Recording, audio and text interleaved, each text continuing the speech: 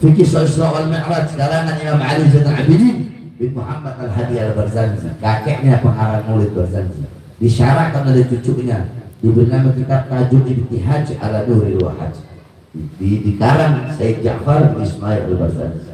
Kemudian ada kitab Al-Ayah Az-Zahimah Al-Bahirah fil Mi'raj Sayyid Ahli Dunya wal Akhirah, karangan Imam Al-Hafidh Syamsuddin Muhammad ibn Yusuf Asy-Syami Ad-Dimashqi. Satu lagi kitab beliau Ayatul Bayyinat fil Mi'raj Sayyidul Ahli Ardi was Samawat. Kemudian ada kitab Qissatul Mi'raj karangan Sayyid Usman Syafaq bin Muhammad Syafaq. Kemudian ada lagi kitab Afdalul Manhaj fi Isbat Isra wal Mi'raj karangan Imam Al-Hafidh Syekh Abdullah Mustafa Al-Maraghi. Kemudian kitab Tauqus Sirat fi Fadli Rajab wa Qissah Al-Mi'raj karangan Imam Syekh Muhammad Amin Al-Kurdi.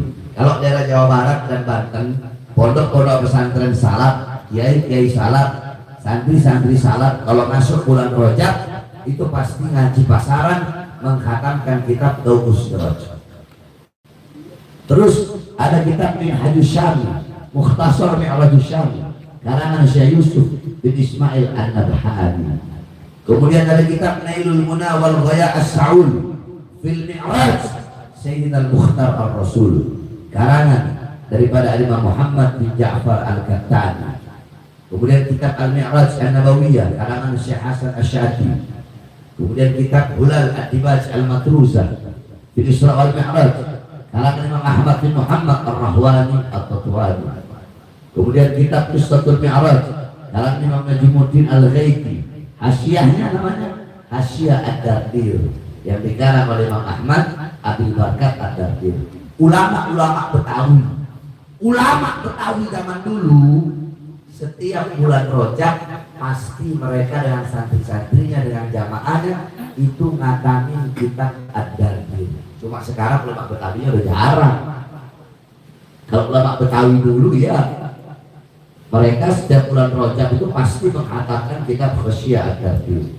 Matanya Qissatul Mi'raj karangan Imam Najmuddin Al-Ghaiti. Kemudian ada lagi kitab Mu'jizatul Kubra li Sayyidil Anbiya karangan Imam Syekh Nafi Al-Jauhani. Kemudian kitab Jawaqit Taj Al-Wahhaj fil Isra wal Mi'raj karangan Imam Muhammad bin Muhammad Al-Hadi Al-Kattani. Kemudian kitab Al-Anwar Al-Bahiyah fil Mi'raj Khairil Bariyah karangan guru besar kami Imam Ahlus Sunnah wal Jamaah Abuya As-Sayyid Al-Habib Muhammad bin Alwi Al-Maliki Al-Hasani Al-Mahdi. Kalian baca kitab-kitab tersebut maka kalian insya Allah akan mendapatkan pemahaman yang jelas tentang Isra Mi'raj. Paham? Apal kitab-kitabnya? Ada berapa banyak tadi? Karena ada yang merekam. Tinggal buka rekamannya, lihat aja apa yang saya sebutkan. Ya. Nah, saya hanya bahas inti Isra Mi'raj. Intinya Isra Mi'raj, Rasulullah dipanggil oleh Allah untuk menerima satu perintah yang mulia, satu perintah yang agung, satu perintah yang suci, satu perintah yang penting, satu perintah yang dimana ketika Allah memerintahkan perintah-perintah yang lain cukup melalui Al-Quran. Jawab semuanya yang keras. Ketika Allah perintahkan haji melalui apa? Lemes lagi kan? Oh jam 1 banci lagi semangatnya banci. Besok ganti ya lihat besok dek. Udah kalau kayak gini saya pulang itu lah. Saya pikir saya hadir semangat. Saya jadi sakit semangat. Pulang aja. Allah perintahkan haji melalui apa? Sedekah, zakat, jihad melalui Al-Quran. Tapi ketika Allah perintahkan perintah yang satu ini tidak cukup melalui Quran, Allah undang langsung Nabi Muhammad untuk menerima perintah tersebut. Kenapa? Karena begitu pentingnya, begitu utamanya, begitu didahulukannya perintah tersebut. Sama kayak saya kalau mau suruh, saya punya asisten, ente pergi ke sana, ente pergi ke sana. Kalau mau suruh perkara-perkara yang biasa, Tapi kalau mau nyuruh perkara yang penting, ente sekarang datang ke ruangan pribadi anak, ngadep anak, langsung anak kasih perintah. Kan begitu gue. Nah, Allah undang Nabi Muhammad berjumpa dengan Allah untuk menerima perintah tersebut. Bil jasad wal ruh, dengan jasadnya dan ruhnya, yaqdatan ra'a azizul wahab tidak dalam keadaan sadar, dalam keadaan terjaga, jasadnya, ruhnya berjumpa langsung dengan Allah tanpa ada sedikit pun penghalang. Sampai para ulama tanya, siapa yang lebih mulia, sendal Nabi atau malaikat Jibril? Malaikat Jibril nggak pernah ketemu langsung dengan Allah, tetapi Nabi Muhammad bahkan sandalnya berjumpa dengan Allah. Kenapa sandal itu menjadi mulia? Sandal itu menjadi mulia karena bercampur dengan sesuatu yang mulia, yaitu kaki bagi Nabi besar. Jadi begitu pentingnya perintah sholat, sampai-sampai Allah undang Nabi Muhammad SAW. Oleh karenanya saudara-saudara, wasiat saya, nasihat saya, dahulukan sholat, utamakan sholat, jaga kau punya sholat, perhatikan kau punya sholat, jangan sampai kau tinggalkan kau punya sholat. Lihat orang sekarang, manusia sekarang, banyak manusia rusak, manusia bejat, manusia bajingan, manusia biadab yang meninggalkan Allah karena urusan perut. Di masjid-masjid, di musola-musola terdengar hayya 'alas shalah, hayya 'alas shalah. Kalian yang dagang berhenti dulu dagangnya, yang punya toko tutup dulu tokonya, yang usaha berhenti dulu, yang kerja berhenti dulu, yang depan komputer berhenti dulu. Ayo wudu. Kalian yang di atas kursi pangkat jabatan keluar dulu, angkat kaki dulu, salat kembali kepadaku. Akan tetapi panggilan Allah menggema di mana-mana.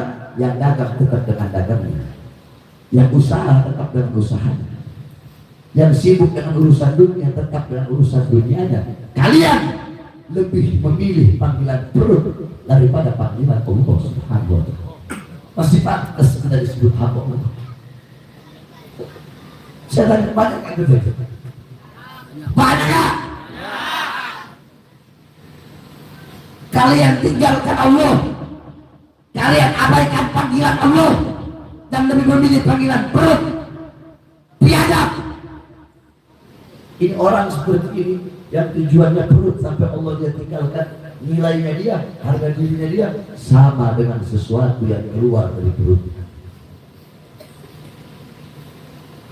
Kalian tinggalkan Allah demi harta, demi pangkat, demi jabatan, demi kekuasaan.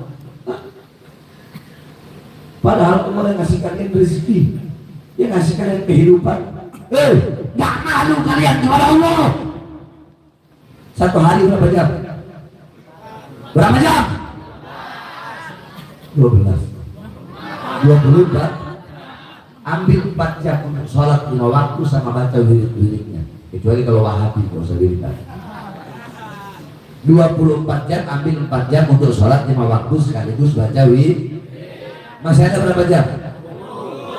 Masih ada 20 jam untuk urusan tidur, urusan kerjaan, urusan cari uang, urusan perut, urusan ngurus anak, urusan ngurus istri, urusan ngurus suami. Masa 24 jamnya semuanya kalian ambil untuk urusan dunia? Masa kalian gak bisa meluangkan 4 jam waktu untuk Allah yang memberikan kalian kehidupan? Keterlaluan kita ini saudara. Jangan tinggalkan sholat. Habib, saya nggak bisa sholat di masjid, sholat. Habib, saya nggak bisa sholat jamaah, sholat. Habib, saya nggak bisa sholat awal waktu, sholat tengah. Habib, nggak bisa sholat tengah waktu, sholat akhir. Habib, nggak bisa sholat berdiri, sholat. Habib, nggak bisa sholat duduk, sholat. Yang penting jangan tinggalkan. Jangan tinggalkan. Sebab kenapa? As-sholatu ra'sul ibadah. Ikuti saya semuanya. Bismillahirrahmanirrahim. Bismillahirrahmanirrahim. As-salatu Rasul ibadah. Salat itu adalah kepalanya ibadah. As-salatu Rasul ibadah. Salat itu adalah kepalanya ibadah.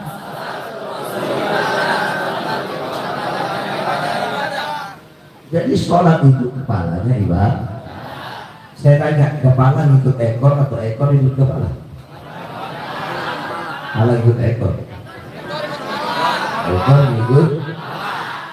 Berarti amal ibadah yang lain itu ekor. Berarti yang menentukan, yang memastikan baik buruknya amal ibadahmu itu adalah sholat.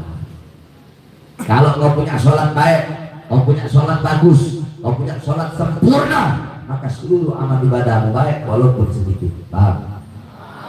Tapi kalau kau punya sholat rusak, kau punya sholat hancur, kau punya sholat berantakan, maka seluruh amal ibadahmu bakal rusak, hancur, berantakan walaupun amal ibadahmu baik. Berarti sholat adalah tolak ukur yang menentukan baik buruknya ibadah. Ikuti saya semua. Sholat adalah tolak ukur yang menentukan baik atau buruknya seluruh amal ibadah. Paham? Paham? Coba baca hadis tadi. Bismillahirrahmanirrahim. 1, 2, 3.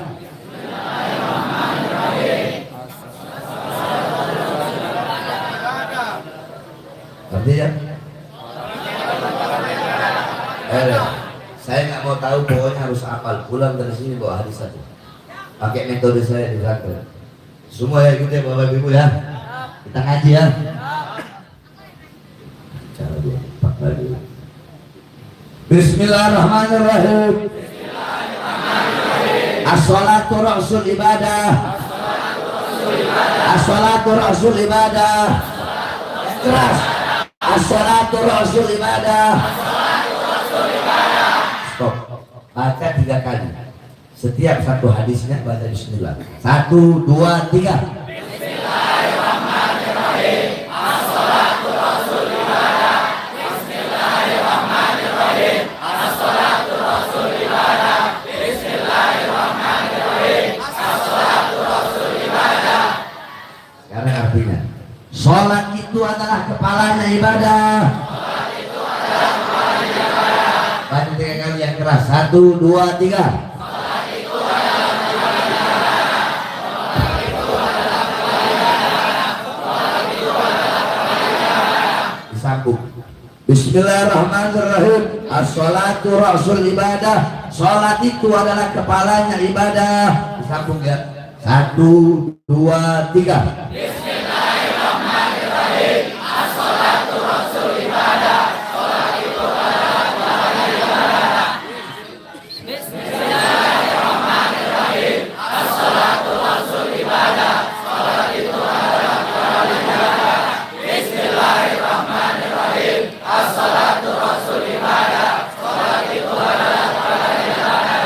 Alhamdulillah. Pulang bawa itu metode saya. Makanya santri di pesantren saya umur 12 tahun udah hafal 1.200 hadis. Paham? Itu intinya. Nah, khusus para pemuda pemudi, perhatikan. As-salatu ibaduddin. Salat adalah tiangnya agama. Maka perkuat tiang agamamu, kokohkan tiang agamamu. Dengan apa? Dengan meramaikan masjid-masjidmu, musola-musolamu. Dengan menjaga kau punya sholat. Itu satu cara memperkokoh tiang agama. Yang kedua, cara memperkokoh dan memperkuat tiang agama dengan menyampaikan kebenaran, amar ma'ruf nahi mungkar, menegakkan keadilan. Jangan pernah kalian takut, jangan pernah kalian tunduk kepada kezaliman, kemungkaran, ketidakadilan. Jangan pernah kalian takut untuk menyampaikan kebenaran. Laumata laim, walaupun seluruh dunia harus membenci kalian. Saudara-saudara, saya tanya kepada kalian semua dari sini, apa yang telah kalian perjuangkan dan korbankan untuk Islam? Apa yang telah kalian perjuangkan dan korbankan untuk agama, untuk bangsa, untuk negara, untuk rakyat? Apa? Pernah? Jawab. Tangan kalian diborgol, dari borgol tangan nyambung ke perut, dari borgol perut nyambung ke kaki. Pernah? Pernah? Pernah dipenjara 9 kali? Pernah lagi di tol ada upaya percobaan pembunuhan ditembak kaca kalian? Pernah dalam penjara ada upaya percobaan kalian untuk diracun? Lihat bagaimana perjuangan imam besar di masa tuanya, di masa tua organisasinya dibubarkan, 16 kalinya dibunuh, dibantai dengan keji, ditembak sampai mati, nyawanya, jiwanya mereka korbankan untuk anak cucu Rasulullah. Di masa tuanya beliau dipenjara, terus jenggot yang memutih, kumis yang memutih, diborgol tangannya, berada dalam penjara. Anak cucu yang dalam tubuhnya mengambil nama Rasulullah. Saya 2009 masuk penjara, 2010 kasus Mbak Priuk, 2009 kasus Kota, 2011 kasus Ahmadiyah, 2012 kasus Demos, 2018 kasus Habib palsu, kasus 2020 bebas. Baru bebas, siang bebas, malam ceramah, besoknya dibawa ke Nusa Kambangan, diborgol tangan perut kaki. Bebas lagi 2021, ditahan lagi 7 bulan 15 hari, baru bebas 5 bulan 5 bulan. Kenapa yang terakhir ditahan? Karena ceramah saya yang membela 16 karyawan. Saya tanya, 16 karyawan itu rakyat bukan? Rakyat bukan? Saudara-saudara, kasar Habib Rizik, Habib Hanif saya, kami berkali-kali ibu-ibu berusaha dibungkam, dipenjara, dikriminalisasi, dicari-cari kesalahannya, dihina, difitnah, dicaci, dimaki, diusir, berusaha untuk dibunuh, diracun, untuk dimatikan, untuk dihentikan suara-suara kebenaran yang disampaikan. Pertanyaannya, jawab, apakah kami penjahat? Penjahat? Pianat? Bandar narkoba? Bandar judi? Alim? Koruptor? Alim uang rakyat? Nyolong uang rakyat? Jual aset negara? Terus kenapa? Satu jawabannya, karena di dalam tubuh kami mengalir darah suci kakek kami Rasulullah. Darah berjuang, darah berjuang, darah keberanian. Karena kami para anak cucu Rasulullah yang berjuang, karena kami yang berada di barisan paling depan selama ini, rela hancur, rela binasa demi bangsa dan rakyat Indonesia.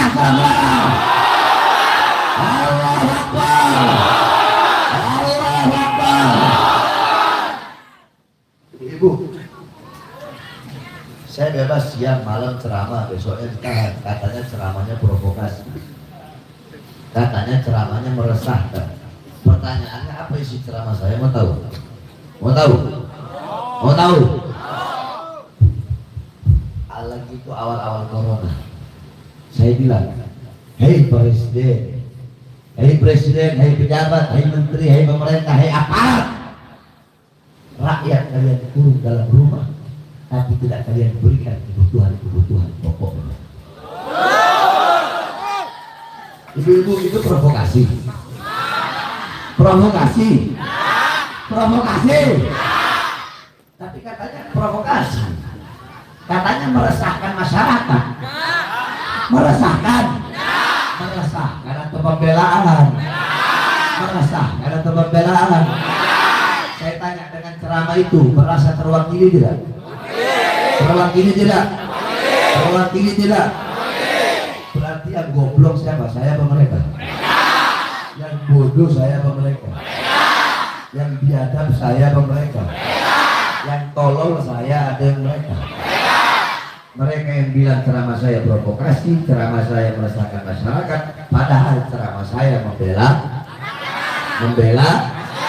Itu yang pertama. Yang kedua, saya bilang, hei pejabat, hei aparat, Mal-mal, perusahaan-perusahaan milik asing tetap buka di masa corona. Tapi kenapa warung-warung kecil milik pribumi kalian tutup? Salah saya ngomong seperti itu. Salah Ibu. Salah. Provokasi.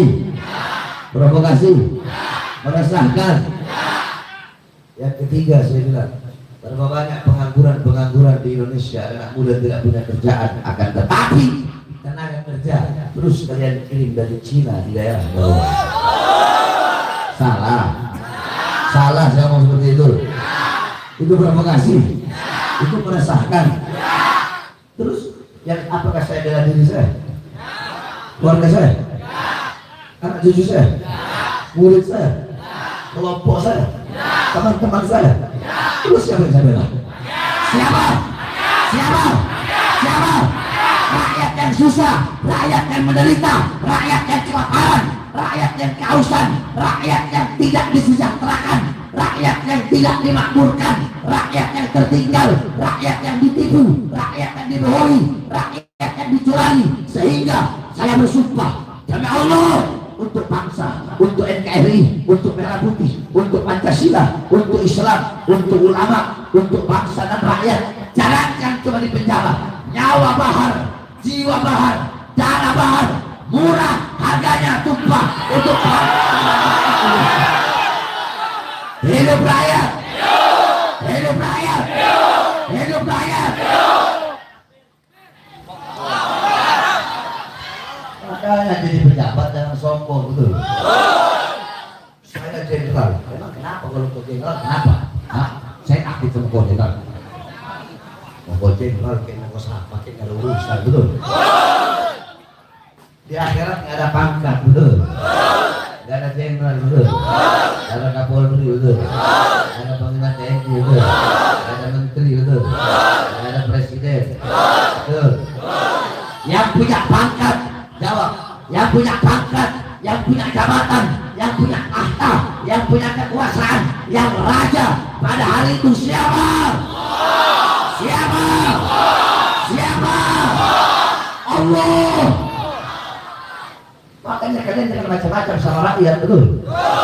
Layaknya rakyat, saya tanya jawab, gaji mereka dari siapa? Rumah dinas mereka dari siapa? Seragam mereka dari siapa? Mobil dinas mereka dari siapa? Mereka dari siapa? Jasa air mata mereka dari siapa? Ada dipakai buat rakyat. Waiter mereka dari siapa? Dari kami rakyat, keringat rakyat, air mata rakyat, darah rakyat. Maka hendaknya kalian jangan macam-macam dengan rakyat. Kenapa? Karena di atas menteri, di atas kapolri, di atas panglima, di atas presiden ada ibu kandung kalian. Siapa? Kami rakyat Indonesia. Allahu Akbar. Indonesia merdeka, merdeka, merdeka. Allahu Akbar. Mudah-mudahan pejabat-pejabat yang baik. Taat. Amanat. Sebab pejabat sekarang butuh sama rakyat kalau ada maunya doang. Betul. Makanya lihat nanti besok Ustadz sama Ustadz berantem. Yang satu Kiai kuning, yang satu Habib kuning. Yang satu Kiai hijau, yang satu Habib hijau. Yang satu Kiai merah, yang satu Habib merah. Maksudnya apa Pak? Yang satu Kiai PDI, satu Habib PDI. Satu Kiai Golkar, yang satu Habib Golkar. Yang satu Kiai Gerindra, yang satu Habib Gerindra. Yang satu Kiai Demokrat, satu Habib Demokrat. Yang satu Kiai PKB, yang satu Habib PKB. Yang satu Kiai Jokowi, yang satu Habib Jokowi. Yang satu Kiai Prabowo, yang satu Habib Prabowo dulu. Besok nih, nanti ada Kiai Anies, Habib Anies. Ada Kiai Ganjar, Habib Ganjar. Gara-gara beda pilihan, gara-gara beda partai, gara-gara beda politik, Ustadz sama Ustadz berantem. Kiai sama Kiai berantem. Habib sama Habib berantem. Terus umat mau dikemanain? Loh kok bisa Habib ngomong gitu ya? Inilah namanya insaf. Inilah namanya tawassul. Inilah namanya tawassul. Berada di tengah, enggak ke kanan, enggak juga ke kiri. Kalian sendiri yang bisa berpikir mana ulama yang lurus, yang bisa dibeli dan mana yang tidak. Terakhir sebelum saya tutup,